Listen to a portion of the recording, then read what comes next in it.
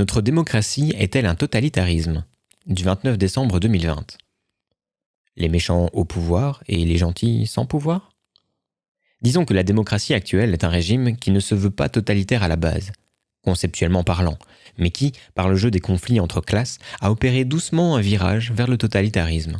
Car le peuple ne sait rien des moyens permettant la propagande et donc de le gruger.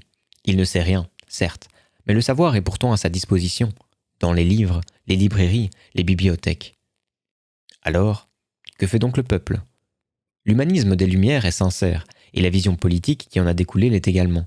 Mais le cœur des hommes n'est ni blanc ni noir, et ceux qui obtiennent un quelconque pouvoir se battent férocement pour le garder, qu'il soit en bas ou en haut de l'échelle.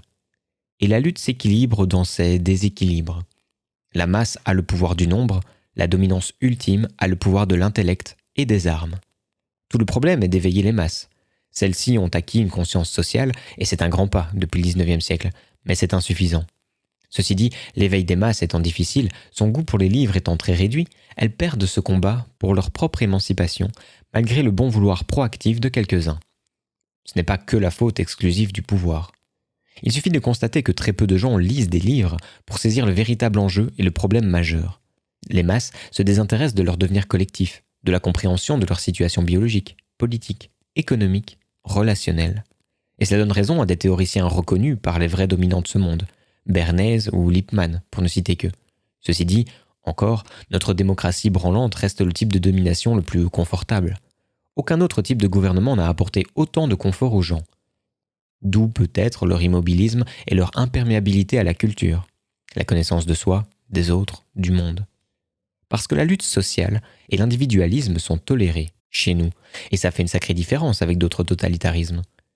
Il y aurait beaucoup à dire, d'ailleurs, sur la manière dont l'individualisme est même exacerbé par les gouvernements dans un but de contrôle d'un peuple qui se croit souvent, à tort, libre quand il est « moi-je ».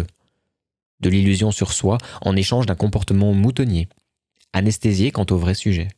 Ce n'est donc ni blanc ni noir, et tout dépend du prisme utilisé à chaque instant de notre analyse. Je ne voudrais vivre ni sous la royauté, ni sous le communisme, ni sous le format capitaliste du XIXe siècle. Mais je ne suis pas dupe que le combat pour conserver mes droits humains est constant, puisque tout n'est que rapport de force. Plutôt que s'en plaindre, agissons. La méthode d'Edgar Morin commence par l'explication de phénomènes cosmiques. L'organisation des étoiles est rapport de force. Action, contraction, équilibre, organisation. C'est un monde cybernétique. Autrement dit, il n'y a pas d'organisation, donc de vie, sans rapport de force.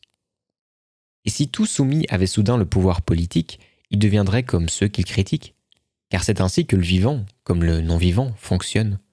Pour dépasser cela, il faut une somme de connaissances sur le monde, la vie, soi, importante, notamment en systémique. C'est ce que je cherche à transmettre sur mes pages, car tout rapport de force mal compris, incompris, impensé, conduit au désastre même de celui qu'il domine. Toute organisation tend à l'entropie, à la désorganisation. Un rapport de force, sans bonne compensation, mène inéluctablement à la mort du système qui a engendré ce rapport de force. En cybernétique, on appelle cela une rétroaction positive, c'est-à-dire un emballement du système, par maximisation d'une ou plusieurs variables jusqu'à son explosion. Et c'est peut-être ce qui est en train de nous arriver, tant le précipice entre ceux qui possèdent l'information, la vraie information, et qui l'administrent, et ceux qui en subissent les effets, s'est accru au-delà du raisonnable.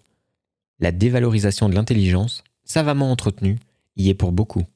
Je parle d'intelligence, pas de compétence, car nous sommes entrés dans un monde de cons hyper compétents.